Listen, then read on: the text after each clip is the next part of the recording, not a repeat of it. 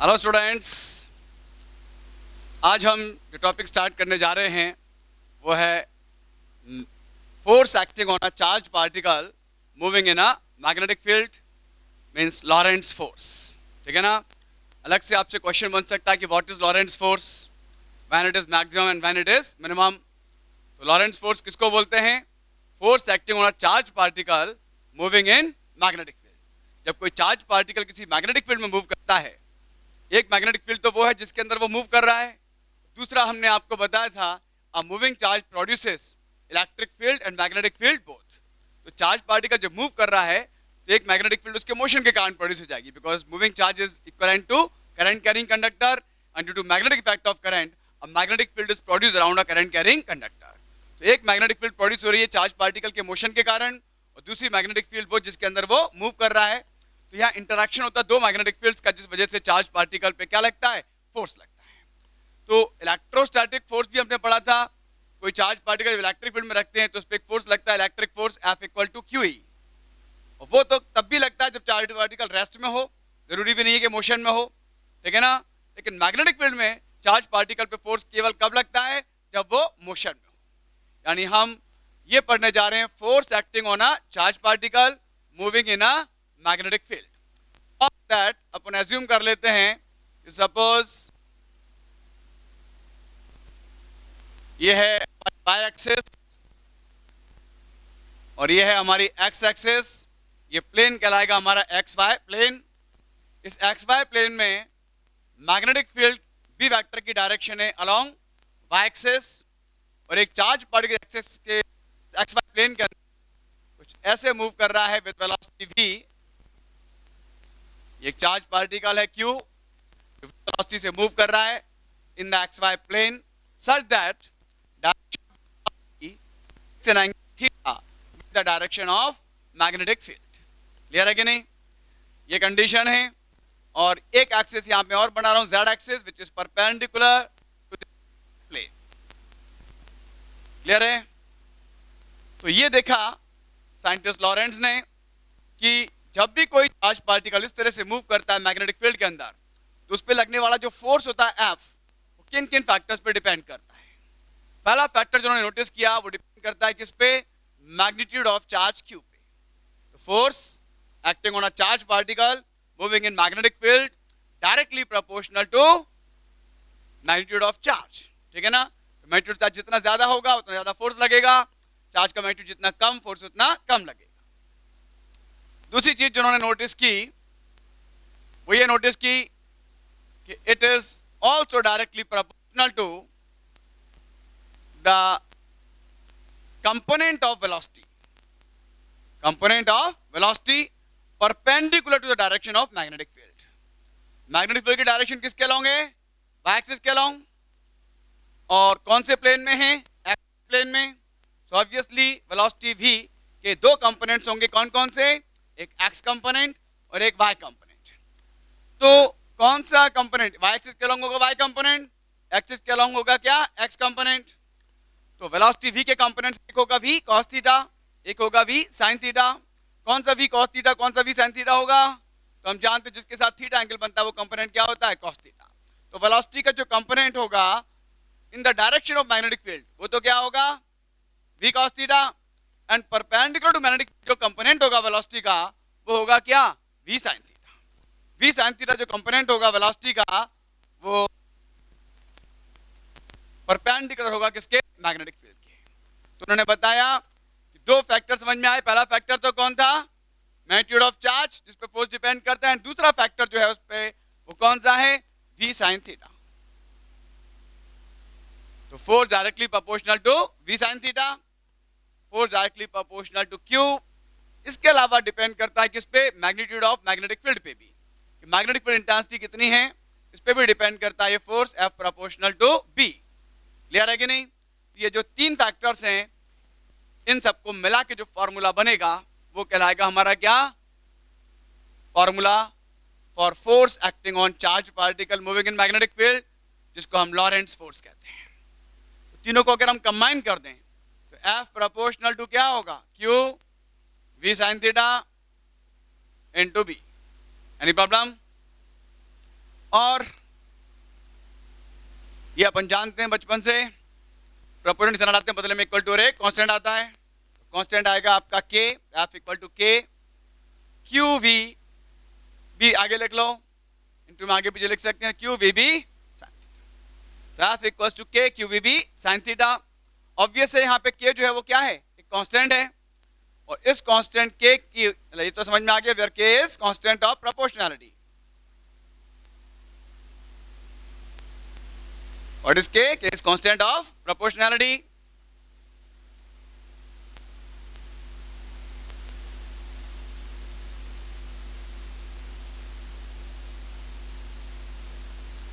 Clear है? In SI system,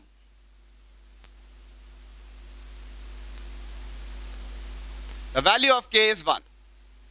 SI system में k की जो वैल्यू होती है क्या होती है आपकी, 1 होती है। तो अगर हम पुट कर दें k की वैल्यू 1 यहां पर, तो देन f इक्वल्स टू क्या हो जाएगा हमारा, q v b sin theta.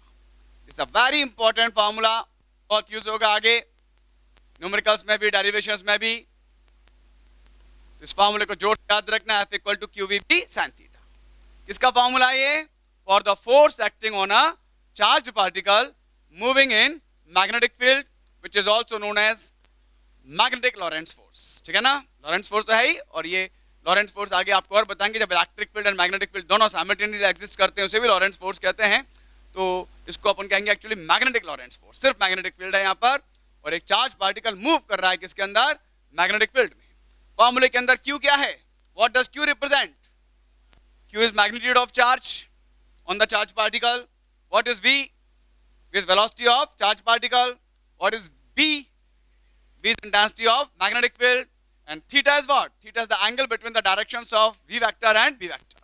velocity और magnetic field के बीच का एंगल जो है यहाँ पर क्या है, थीटा है। तो मेन फार्मूला तो हमारा ये है, F equal to Q V sine theta which is known as Lorentz force.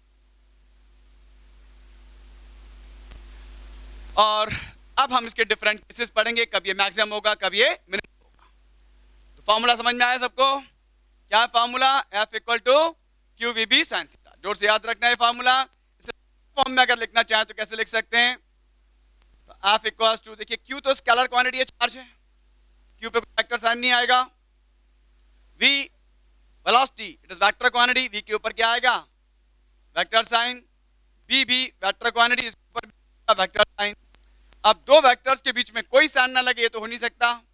तो अगर प्रोडक्ट है तो दो तरह का प्रोडक्ट पॉसिबल है वेक्टर्स में, कौन कौन सा, dot product and cross product. तो यहाँ पीछे साइन थीटा दिख रहा है, तो कौन सा प्रोडक्ट होगा, क्रॉस प्रोडक्ट। अगर यही कॉस थीटा होता तो कौन सा होता, डॉट प्रोडक्ट। साइन थीटा जैसे ही, तो इतनी नॉलेज सबको होनी चाहिए, साइन थीटा कब आता है, जब cross product. We know A vector cross B vector का जो मैग्नीट्यूड होता है वो होता है ए बी साइन थीटा, और इनटू में इसमें एन कैप कर देते हैं, वो गाय के लिए होता है फॉर डायरेक्शन। एन कैप क्या होता है, unit vector perpendicular to the plane of A vector and B vector. यानी एक बात समझ में आ रहा है, दो वेक्टर्स का क्रॉस प्रोडक्ट हमेशा कैसी क्वांटिटी होती है, वेक्टर क्वांटिटी, जिसकी डायरेक्शन क्या होती है, इन दोनों वेक्टर्स के प्लेन के परपेंडिकुलर। जैसे यहाँ पर वी वेक्टर और बी वेक्टर दोनों कौन से प्लेन में, एक्स वाई प्लेन में। फोर्स लगेगा, इस फॉर्मूले से क्या आएगा आपका, फोर्स।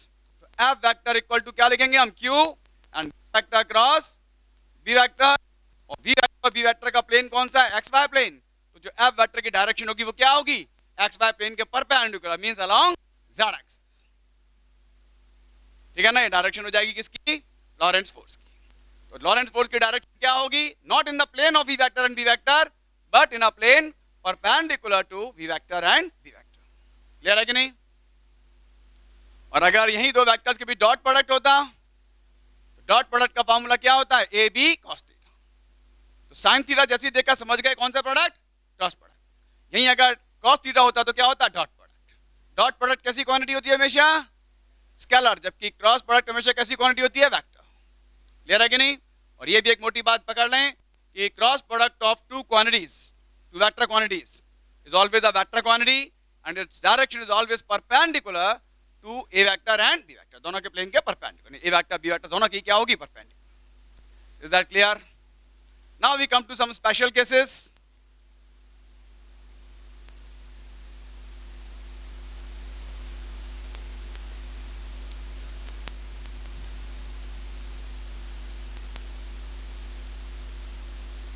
स्पेशल केसेस में आते हैं। सबसे पहले केस वन। केस वन में आप देखिए, पहला केस ये कि इफ v इक्वल टू 0। पहला केस क्या है?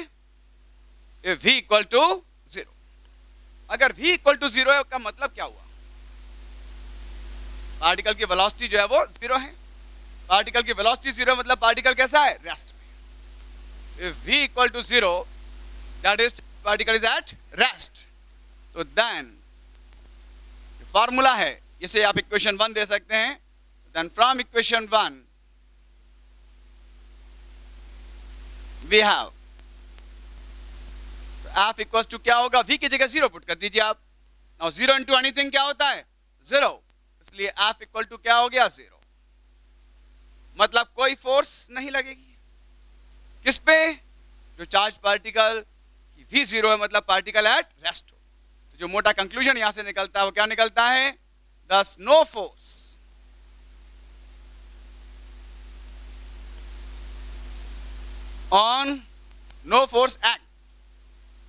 acts on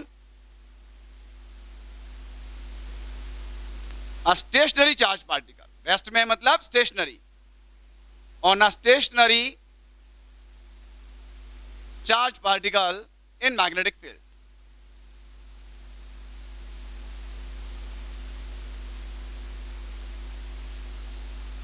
कोई स्टेशनरी चार्ज पार्टिकल अगर है तो मैग्नेटिक फील्ड के कारण उस पर कोई फोर्स नहीं लगेगा।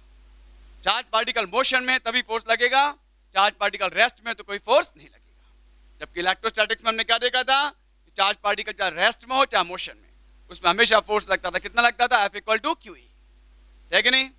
लेकिन यहां पर फोर्स चार्ज पार्टिकल पे कब लगेगा? मैग्नेटिक फील्ड के अंदर, जब वो मोशन में। इफ इट एट रेस्ट यानी स्टेशनरी है चार्ज पार्टिकल, तो v 0 हो जाएगा, फोर्स भी क्या होगा? 0। तो no force will act on a stationary charge particle inside magnetic field. पहला पॉइंट क्लियर हुआ?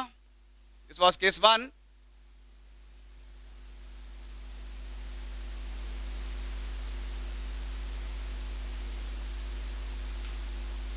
Then case 2। केस 2 अपन ले रहे हैं if theta equals to 0 degree. Theta क्या हो? 0 डिग्री। मतलब चार्ज पार्टिकल मूव तो कर रहा है, लेकिन कैसे मूव कर रहा है? v 0 नहीं मतलब मूव कर रहा है। कैसे मूव कर रहा है? थीटा 0। थीटा एंगल था velocity vector and magnetic field vector का। और अगर थीटा 0 है मतलब कि डायरेक्शन सेम है, यानी पैरेलल है। किसके? मैग्नेटिक फील्ड के। यानी charge particle is moving parallel to magnetic field. If theta equal to 0 degree, that is, इसका मतलब भी क्लियर कर देंगे, that is charge particle is moving, move तो कर रहा है, लेकिन कैसे मूव कर रहा है? Parallel to magnetic field. Clear है? तो देन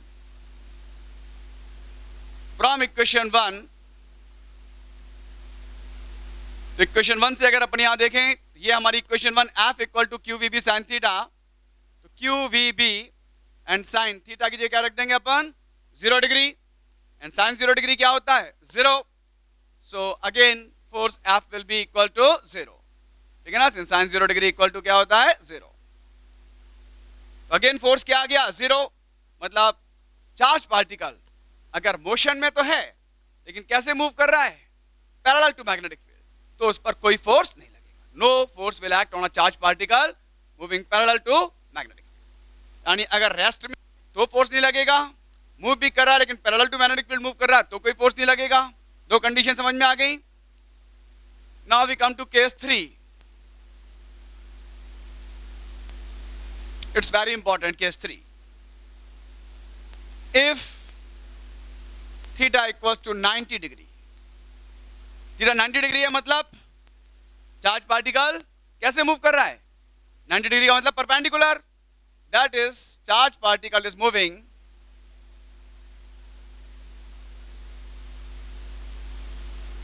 फैन से प्रॉब्लम तो नहीं, किसी को ठंड तो नहीं लग रही? That is charge particle is moving perpendicular to magnetic field. Charge particle कैसे मूव कर रहा है? Perpendicular to magnetic field move कर रहा है। तो अगर charge particle perpendicular to magnetic field move करेगा तो उस पे फोर्स कितना लगेगा? तो F इक्वल्स टू, ये इक्वेशन है, F equal to Q V B sine theta. तो Q V B sine theta की जगह आ जाएगा 90 डिग्री। साइन 90 डिग्री कितना होता है? 1। और आप जानते हैं साइन में मैक्सिमम वैल्यू 1 होती है, 1 से तो कोई वैल्यू होती नहीं साइन में। तो मतलब इस टाइम पे फोर्स जो है वो क्या हो जाएगा? मैक्सिमम।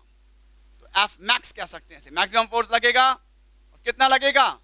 क्यू वी, क्योंकि साइन 90 डिग्री होता है 1 और 1 साइन में होती है मैक्सिमम वैल्यू। तो फोर्स की वैल्यू भी ये क्या होगी? मैक्सिमम, से मैक्सिमम फोर्स कहेंगे। तो चार्ज पार्टिकल जब मैग्नेटिक फील्ड में मूव करता है तो डिफरेंट डिफरेंट एंगल से मूव करेगा, तो डिफरेंट डिफरेंट फोर्स एक्ट करेंगे। मैक्सिमम फोर्स कब लगेगा? When charge particle moves perpendicular to magnetic field, in that case the charge particle will experience maximum force F equal to EP. ये force लगेगा कैसे? Direction क्या होगी इस फोर्स की? भाई V vector and V vector perpendicular to each other. V vector किसके along है? y एक्सिस के अलोंग। और अगर V वेक्टर के परपेंडिकुलर है तो ऑब्वियसली वो किसके अलोंग होगा? एक्स एक्सिस के अलोंग। प्लेन तो एक ही है ना। तो वेलोसिटी वेक्टर का जो एंगल है ये बढ़ता जा रहा है, और जब ये परपेंडिकुलर हो जाएगा यानी थीटा क्या हो जाएगा? 90। तो B vector along Y axis, तो बी वेक्टर अलोंग किसके हो जाएगा? एक्स एक्सिस के। तो B vector along Y axis, V vector along X axis, दोनों एक दूसरे के परपेंडिकुलर हैं ही। तो उन पे लगने वाला जो फोर्स होगा एफ वेक्टर इक्वल टू क्या होता है? Q V vector cross B vector. Cross product करके आता है, ये हम जानते हैं। क्रॉस प्रोडक्ट जो होता है दो वेक्टर्स का वो वेक्टर क्वांटिटी होती है। डायरेक्शन क्या होती है? Perpendicular to plane of both the vectors. इन दोनों के प्लेन के परपेंडिकुलर कौन है? Z axis. यानी बी वेक्टर होगा along Y axis, V vector होगा along X axis, and the force will be along. समझ में आ गया या? यानी दोनों के प्लेन के परपेंडिकुलर। अगर चार्ज पार्टिकल मूव कर रहा है मैग्नेटिक फील्ड में, मैग्नेटिक फील्ड और चार्ज पार्टिकल का मोशन दोनों ही अलोंग कहां हो रहा है? प्लेन, बोर्ड के प्लेन में हो रहा है। अगर तो उस पर जो फोर्स लगेगा वो in the plane of board नहीं लगेगा। फोर्स कैसे लगेगा? Perpendicular to the plane of board, either outwards और इनवर्ड्स। आगे ना समझ में? अब ये फोर्स जो होगा जब परपेंडिकुलर लग रहा है किसके? वेलोसिटी की डायरेक्शन के। वेलोसिटी के भी क्या है? परपेंडिकुलर। आप पढ़ चुके हैं ये कंसेप्ट मैकेनिक्स में कि जब कोई फोर्स किसी बॉडी के मोशन के परपेंडिकुलर लगता है तो उसकी वेलोसिटी के मैग्नीट्यूड में कोई चेंज नहीं होता, नाइदर इंक्रीज नॉट डिक्रीज। लेकिन क्या चेंज हो जाता है? वेलोसिटी की डायरेक्शन चेंज हो जाती है। तो ओनली डायरेक्शन चेंज होगी, वेलोसिटी के मैग्नीट्यूड में कोई चेंज नहीं होगा। और वेलोसिटी के मैग्नीट्यूड पर जो डिपेंड करती है काइनेटिक एनर्जी, उसमें भी कोई चेंज नहीं होगा। फोर्स जब वेलोसिटी यानी मोशन के परपेंडिकुलर लग रहा है, उस फोर्स के द्वारा कोई वर्क भी नहीं होता। No work is done by this force, no change in kinetic energy. Work energy theorem क्या कहती है? कि work done by force is equal to change in kinetic of the body. Kinetic energy में कोई change नहीं हो रहा तो कोई वर्क डन नहीं होगा इस फोर्स के द्वारा। क्लियर है कि नहीं? लेकिन ये फोर्स क्या करेगा? इसकी डायरेक्शन तो चेंज कर देगा। और ये फोर्स मैक्सिमम है, ये चार्ज पार्टिकल के पाथ को कैसा कर देगा? सर्कुलर। ठीक है ना? इस फोर्स के कारण पाथ कैसा डिस्क्राइब करेगा चार्ज पार्टिकल? Circular path. और वो भी कैसे? इन द प्लेन और perpendicular to plane. Perpendicular to plane. Circular path इसी प्लेन में नहीं डिस्क्राइब करेगा, बल्कि कैसे डिस्क्राइब करेगा? इसके परपेंडिकुलर प्लेन में, ऐसे। ठीक है ना? ये प्लेन है तो इसके परपेंडिकुलर प्लेन में ऐसे सर्कुलर पाथ डिस्क्राइब करेगा। याद रखना, इन this case particle will describe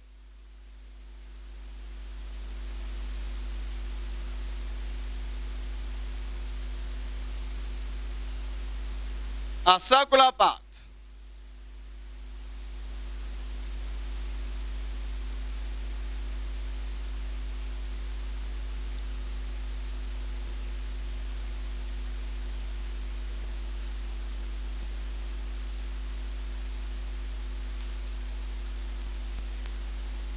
in a plane perpendicular to v vector and b vector। v vector और b वेक्टर के प्लेन के परपेंडिकुलर प्लेन में क्या करेगा? सर्कुलर पाथ डिस्क्राइब करेगा। याद रखना। क्लियर है कि नहीं? मैग्नीट्यूड चेंज नहीं होगा वेलोसिटी का, बट डायरेक्शन चेंज हो जाएगी। मैक्सिमम फोर्स लगेगा जो उसके पाथ को कैसा कर देगा? सर्कुलर। तो पार्टिकल को मजबूर कर देगा सर्कुलर पाथ में मूव करने के लिए। समझ में आया कि नहीं आया? वो जो सर्कुलर पाथ वो डिस्क्राइब करेगा उसके रेडियस के लिए एक्सप्रेशन आ सकता है, कंपटीशन में न्यूमेरिकल्स भी आ सकते हैं, डायरेक्ट फार्मूला पूछा जा सकता है, तो वो अपन बताएंगे। तो सर्कुलर पाथ डिस्क्राइब करना है अगर किसी बॉडी को, तो हमने आपको बताया था सांसों की जरूरत है जैसे जिंदगी के लिए सेंट्रीपिटल फोर्स की जरूरत है, वैसे ही सर्कुलर मोशन के लिए। जैसे बिना सांसों के जिंदगी संभव नहीं है, बिना सेंट्रीपिटल फोर्स के सर्कुलर मोशन संभव नहीं है। यानी अगर इस पार्टिकल को भी सर्कुलर पाथ डिस्क्राइब करना है तो इसको भी कहीं ना कहीं से सेंट्रीपिटल फोर्स का अरेंज करना होगा। एंड हर कंडीशन में कोई ना कोई फोर्स या उसका कंपोनेंट जो कि टुवर्ड सेंटर लग रहा होता है वो प्रोवाइड करता है क्या? Necessary centripetal force. तो यहाँ इस केस में फोर्स कौन सा लग रहा है? Lorentz force, क्यूवीबी। ऑब्वियसली यही प्रोवाइड करेगा बॉडी को क्या? Necessary centripetal force. क्लियर है कि नहीं? अब आप जानते हैं अगर चार्ज पार्टिकल का मास है m, v वेलोसिटी से मूव कर रहा है और वो जो सर्कुलर पाथ डिस्क्राइब कर रहा है उसका रेडियस है कितना? r। तो r रेडियस के सर्कुलर पाथ में मूव कर रहा है चार्ज पार्टिकल, तो उसको सेंट्रीपिटल फोर्स रिक्वायर्ड कितना होगा? हम जानते हैं सेंट्रीपिटल फोर्स होता है एम वी स्क्वायर अपॉन, सब चीजों का मतलब समझ लीजिए। What is M? Mass of charge particle. What is we?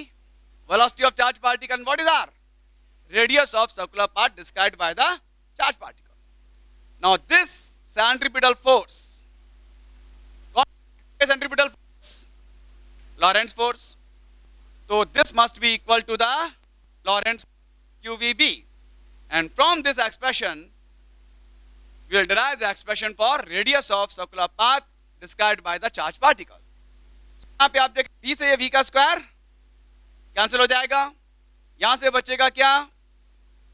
v r से बचेगा क्या? QV, and from here हम निकाल सकते हैं velocity v। तो v का एक्सप्रेशन होगा तो v इक्वल टू क्या होगा? v नहीं बल्कि r निकालिए आप, r इक्वल निकालना है, r इक्वल टू qv को उधर ले जाएंगे, r उधर आ जाएगा, r का एक्सप्रेशन जो आ जाएगा r इक्वल टू क्या आएगा? mv upon qb। बेटा बहुत जोर से याद रखना इस फार्मूले को, ये फार्मूला आ गया किसके लिए? रेडियस ऑफ सर्कुलर पाथ के लिए। क्लियर है कि नहीं? तो radius of circular path described by the charge particle आया किस कंसेप्ट से कि पार्टिकल को क्या करना है? Circular motion. For circular motion क्या चाहिए? Centripetal force. सेंट्रीपिटल फोर्स का फार्मूला हम जानते हैं क्या होता है? mv स्क्वायर अपॉन r, और वो कौन प्रोवाइड करेगा यहाँ पे? Lorentz force F equal to QVB। उस वजह से पार्टिकल का रेडियस ऑफ सर्कुलर पाथ ये आ गया r equal to mv upon QV। Particle का मास है यहाँ पे m, v है यहाँ पे पार्टिकल की velocity, radius of circular path हमें डिस्क्राइब फाइंड करना है, q चार्ज हो गया चार्ज पार्टिकल का, और b मैग्नेटिक फील्ड। ठीक है ना?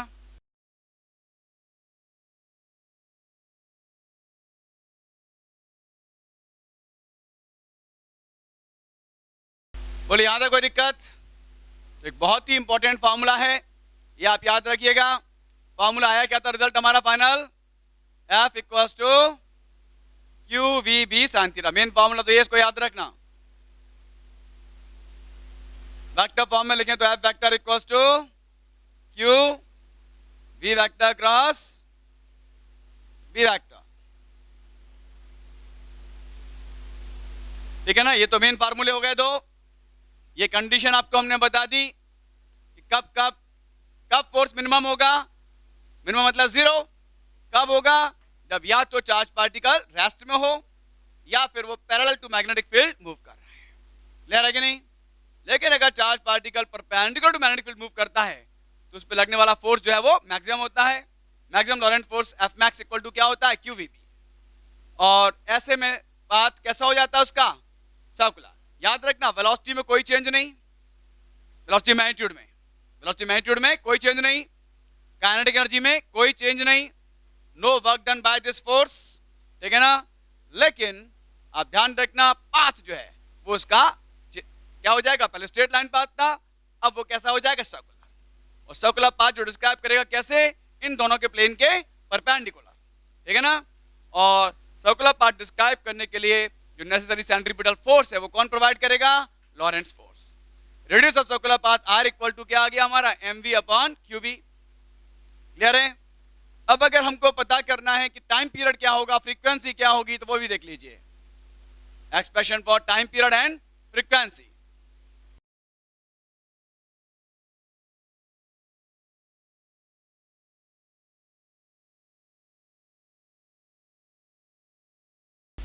ठीक है ना, 12th में तो यहीं तक पूछ लेते हैं, फोर्स तक ज्यादातर, ठीक है कि नहीं, फोर्स के केसेस पूछ सकते हैं, लेकिन आगे कॉम्पिटिशन्स में या न्यूमेरिकल्स में तो आगे भी फार्मूला बना सकते हैं, फार्मूले से फार्मूला। तो टाइम पीरियड के लिए एक्सप्रेशन निकालें अगर, तो time period as you know capital T से डिनोट करते हैं, क्या होता है, total time taken to complete one revolution. Circular path कर रहा है तो वन रिवॉल्यूशन कंप्लीट करने में लगने वाला time, that is called time period. तो एक रिवॉल्यूशन में लगने वाला टाइम, टाइम एक्चुअली क्या होता है, distance upon speed.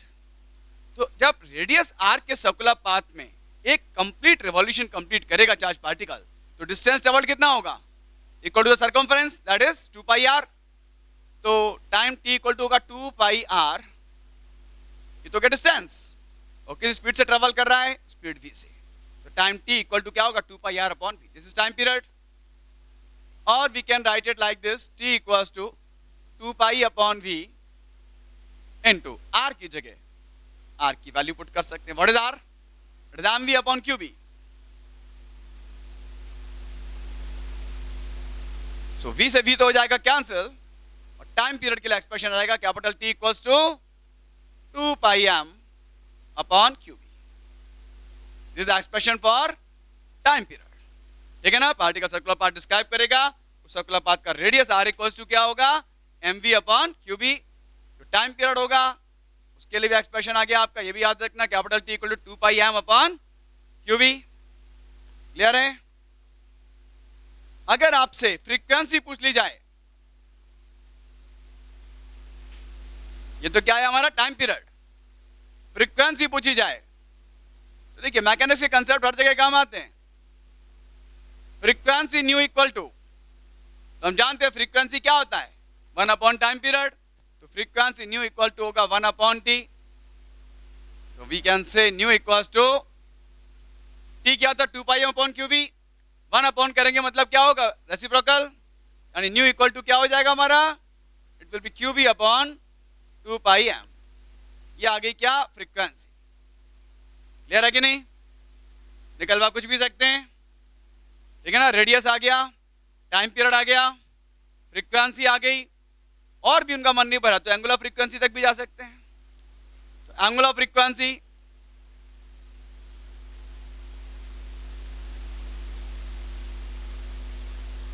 Angular frequency omega, हम टी भी निकाल चुके, यू भी निकाल चुके हैं, दोनों से अपने को रिलेशन पता है। अब न्यू से निकाल लेते हैं, ओमेगा इक्वल टू क्या होता है, 2 pi nu. Omega equal to 2 pi nu, now this equal to 2 pi, तो एज इट इज रहेगा, और न्यू की जगह रख दो न्यू की value QB upon 2 pi M. तो भाई ये 2 पाई से 2 पाई हो जाएगा कैंसिल, और फाइनली जो बचेगा ओमेगा इक्वल टू क्या बचेगा, क्यूबी अपॉन एम। ये क्या आ गई हमारी एंगुलर फ्रीक्वेंसी। समझ में आया कि नहीं, एंगुलर वेलोसिटी भी कह सकते हैं, एंगुलर फ्रीक्वेंसी भी कह सकते हैं। ये सारी चीजें मैंने आपको बता दी, डिफरेंट केसेस लॉरेंट्ज फोर्स के। मैक्सिमम जो मेन फार्मूला है लॉरेंट्ज फोर्स का वो क्या है, F equals to Q V B sine theta. In vector form F vector equal to Q V vector cross B vector. Different cases बता दिए, जब चार्ज पार्टिकल स्टेशनरी हो, रेस्ट में हो मैग्नेटिक फील्ड के अंदर, उसमें कोई फोर्स नहीं लगेगा। जब चार्ज पार्टिकल मोशन में है लेकिन parallel to magnetic field move कर रहा है तो भी उस पर कोई फोर्स नहीं लगेगा। जब charge particle perpendicular to magnetic field move करता है तो उसमें मैक्सिमम फोर्स लगेगा। Maximum force F max equal to क्या होता है, QVB। In this case particle क्या डिस्क्राइब करेगा, सर्कुलर पाथ डिस्क्राइब करेगा। जिस सर्कुलर पाथ के लिए जो सेंट्रीपिटल फोर्स रिक्वायर्ड होगा वो आपका किसके इक्वल होगा, लॉरेंट्ज फोर्स के प्रोवाइड करेगा। और radius of circular path R equal to होगा mv upon QV। Time period जो होगा कैपिटल T इक्वल टू क्या होगा, 2 pi m upon QB। Frequency nu equal to QB upon 2 pi m, और angular frequency omega equal to QB upon m। ये सारी चीजें note कर ली सबने, बता दूं इसको। एक केस और बनता है,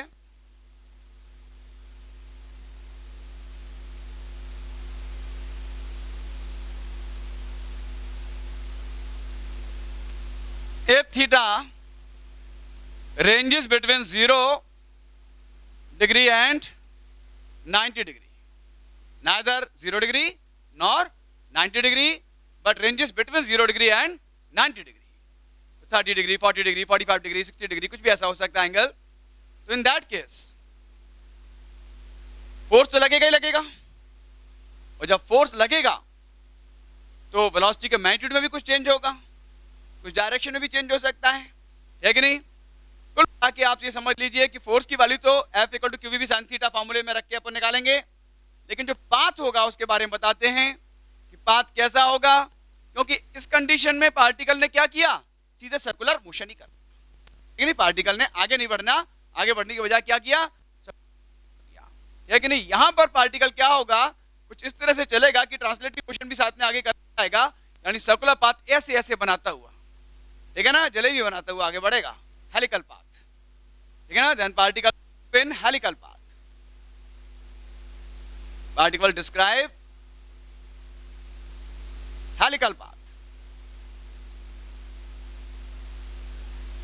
हेलिकल पाथ कैसा, कुछ इस टाइप का, है कि नहीं, ऐसे पाथ बनाता हुआ आगे बढ़ेगा. और ये हेलिकल कहाँ है, प्लेन के अंदर नहीं, ऐसे परपेंडिकुलर प्लेन लाइक दिस, ऐसे हेलिकल पाथ बनाते हुआ आगे बढ़ेगा. क्लियर है कि नहीं. ये सारे केसेस हमने समझा दिए किसके, मैग्नेटिक लॉरेंट्ज फोर्स के. अब एक स्पेशल केस और बता रहे हैं जहां पर इलेक्ट्रिक फील्ड भी अप्लाई हो रही है, इलेक्ट्रिक फील्ड भी लग रही है और मैग्नेटिक फील्ड भी लग रही है. और ऐसे रीजन के अंदर जहां इलेक्ट्रिक फील्ड मैग्नेटिक फील्ड दोनों अप्लाई हो रहे हैं, वहां चार्ज पार्टिकल अगर मूव कर रहा है, ठीक है ना, तो क्या होगा.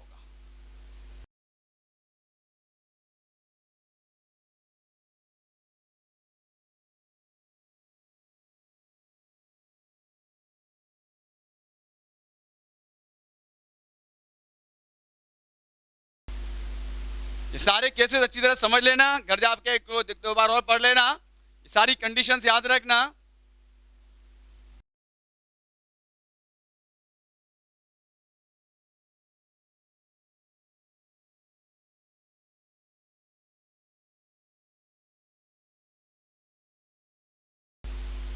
ठीक है, तो अब जो कंडीशन है वो ये है कि चार्ज पार्टिकल एक ऐसे रीजन के अंदर एंटर कर रहा है जिसमें कि इलेक्ट्रिक फील्ड और मैग्नेटिक फील्ड दोनों साइमल्टेनियसली एग्जिस्ट कर रही हैं. ये कंडीशन है स्पेशल कि if a charge particle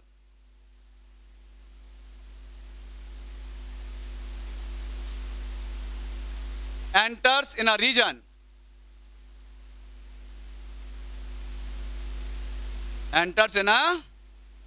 region where electric field and magnetic field simultaneously exist. ठीक है ना, दोनों ही simultaneously exist कर रही हैं, ठीक है ना. इससे पहले इलेक्ट्रोस्टैटिक्स में अपन ने पढ़ा था चार्ज पार्टिकल कैसे रीजन में था, सिर्फ इलेक्ट्रिक फील्ड के रीजन में, तो वहां पे फोर्स लग रहा था F equal to Q E, और वहां ये कोई जरूरी नहीं था कि चार्ज पार्टिकल रेस्ट में ही हो या मोशन में हो. रेस्ट में होता तो भी फोर्स लगता है, मोशन में होता तो भी फोर्स लगता है. फोर्स हमेशा कितना लगता है, F equal to Q E. Clear है कि नहीं. और वहां पे अपन ने देखा था अगर perpendicular to electric field charge particle move करता है तो वो पैराबोलिक पाथ डिस्क्राइब करता था, ठीक है ना. तो याद रखना, चार्ज पार्टिकल जब परपेंडिकुलर टू इलेक्ट्रिक फील्ड अकेले मूव करता है तो path described was parabolic. And यहां पे अपन ने देखा, और पैराबोलिक भी क्या, उसी प्लेन में, इलेक्ट्रिक फील्ड जिस प्लेन में है और E V vector E vector के प्लेन में ही पैराबोलिक पाथ डिस्क्राइब करता है. जबकि चार्ज पार्टिकल जब perpendicular to magnetic field enter करता है तो वो पाथ जो सर्कुलर डिस्क्राइब करता है, और जो सर्कुलर पाथ वो डिस्क्राइब करता है उसका भी कैसे होता है, V vector and B vector के प्लेन के perpendicular, not in that plane. ठीक है कि नहीं. और अब हम ये कंडीशन ले रहे हैं कि इफ चार्ज पार्टिकल एंटर्स, अभी तक केवल इलेक्ट्रिक फील्ड का पढ़ लिया, केवल मैग्नेटिक फील्ड का पढ़ लिया. अब चार्ज पार्टिकल एक ऐसे रीजन के अंदर एंटर कर रहा है जहां electric field and magnetic field दोनों साइमल्टेनियस एक साथ एग्जिस्ट कर रही है. तब इलेक्ट्रिक फील्ड भी फोर्स लगाएगी उस पर, मैग्नेटिक फील्ड भी फोर्स लगाएगी. तो हम जानते हैं कि जो फोर्स उस पर लगेगा, आप वेक्टर वो दोनों फोर्सेस का होगा वेक्टर सम। कौन कौन से दो फोर्स? इलेक्ट्रिक फोर्स और मैग्नेटिक फोर्स। इलेक्ट्रिक फोर्स कितना लगता था? F equal to Q E, vector form में कहें तो क्यू ई वेक्टर। तो क्यू ई वेक्टर ये कौन सा फोर्स है? इलेक्ट्रिक फोर्स, जो इलेक्ट्रिक फील्ड के कारण लगेगा। अकेले इलेक्ट्रिक फील्ड होता तो केवल यही फोर्स लगता, but since magnetic field is existing तो उसके कारण भी फोर्स लगे। उसके कारण फोर्स कितना लगता है? अभी हमने निकाला। क्यू वेक्टर फॉर्म में क्या होता है? Q V vector cross V vector. Clear है कि नहीं? And when both the fields exist simultaneously then the total force acting on the charged particle will be sum of, कौन सा सम? Vector sum. ये फॉर्मूला हो गया टोटल फोर्स का, F vector equal to Q E vector plus Q V vector cross V vector.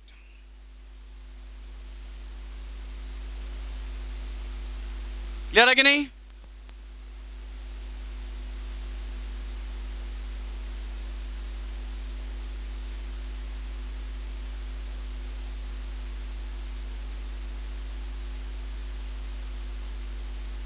फिर इसमें एक और कंडीशन जोड़ रहा हूं कि E vector and B vector are mutually perpendicular and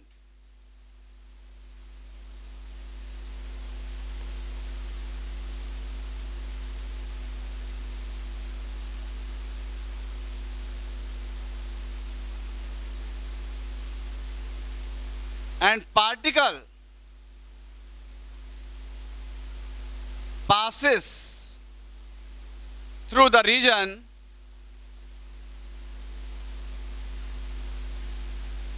undeflected.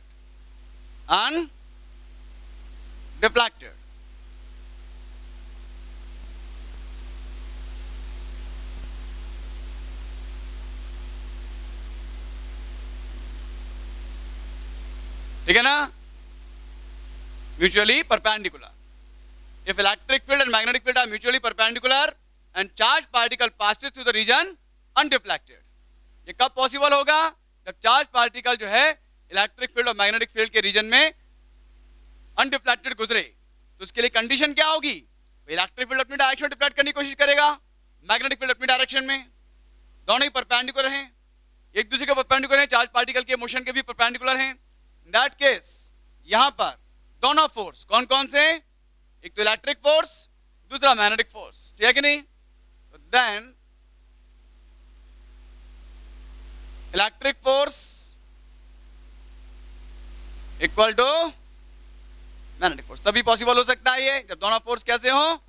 Equal electric force and magnetic force. Electric force कितना लगेगा? ये तो हर कंडीशन में, चाहे किसी भी एंगल से जाए, चाहे कैसे भी जाए, चाहे रेस्ट में ही क्यों ना हो, इलेक्ट्रिक फोर्स तो कितना लगता है? Q E. और मैग्नेटिक फोर्स परपेंडिकुलर के केस में मैक्सिमम लगता है, कितना लगता है? Q V B. Any problem? तो इलेक्ट्रिक फील्ड और मैग्नेटिक फील्ड दोनों से चार्ज पार्टिकल कैसे गुजरे? अनडिफ्लेक्टेड गुजरे। रीजन है जिसमें दोनों साइमल्टेनियसली एग्जिस्ट कर रहे हैं, electric field and magnetic field, both are mutually perpendicular, तो both will try to deflect the charge particle according to them, but the charge particle passes undeflected. पूरे रीजन से कैसे गुजर जाए? अनडिफ्लेक्टेड। तो वो पॉसिबल केवल कब हो सकता है? When both the forces are equal. In that case Q से क्यू तो हमने किया कैंसिल, तो एक इंपॉर्टेंट रिजल्ट निकलता है कि E equal to V B, और यहां से V इक्वल टू निकालें तो V इक्वल टू क्या होगा? E upon B। Direct formula रखना, ये भी इसके ऊपर भी न्यूमेरिकल आ सकते हैं, ठीक है ना? अनडिफ्लेक्टेड चार्ज पार्टिकल कब गुजरेगा? जब V इक्वल टू क्या हो? E upon B। ये condition where V, E is what? E is intensity of electric field and what is B? B is intensity of magnetic field. समझ में आ गया नया? ये आपको गिवन होंगे, पार्टिकल की वेलोसिटी आपसे पूछी जाए तो ये होगा, और कंडीशन क्या होगी? दोनों कैसे हो? Mutually perpendicular.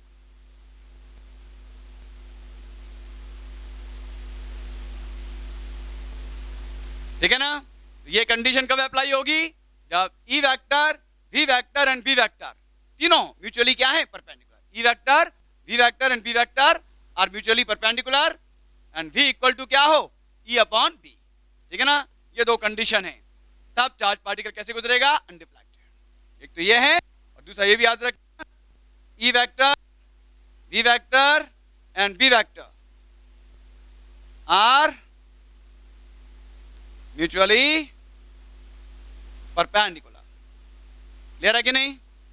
वेलोसिटी फिल्टर में हम इसी कंसेप्ट का यूज करते हैं।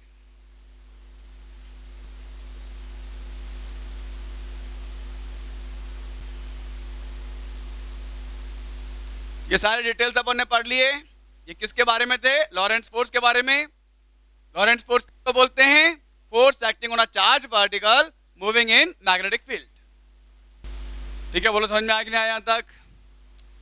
अब ये जो फोर्स है, जब charge particle perpendicular to magnetic field move करता है तो ये फोर्स जो है कैसा होता है? मैक्सिमम होता है। और इसकी डायरेक्शन फाइंड करने के लिए एक बहुत इंपॉर्टेंट रूल है जो अब हम पढ़ने जा रहे हैं, and that is Fleming's left hand rule.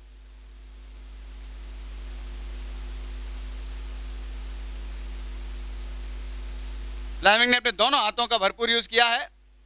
यहां इस चैप्टर में अपन पढ़ेंगे लेफ्ट हैंड रूल, अगला चैप्टर ईएमआई में अपन इसका राइट हैंड रूल भी पढ़ेंगे। पहले लेफ्ट हैंड रूल क्या है ये समझ लीजिए अच्छी तरीके से। Fleming's left hand rule to find the direction of force acting on a charge particle moving perpendicular to magnetic field. Condition भी है, कब अप्लाई होगा ये? किसी भी एंगल पर जा रहा है तो नहीं लगेगा। It is used in special particular case when charge particle moves perpendicular to magnetic field. So whenever a charged particle is moving perpendicular to magnetic field, then the direction of force acting on the charged particle is obtained by Fleming's left hand rule.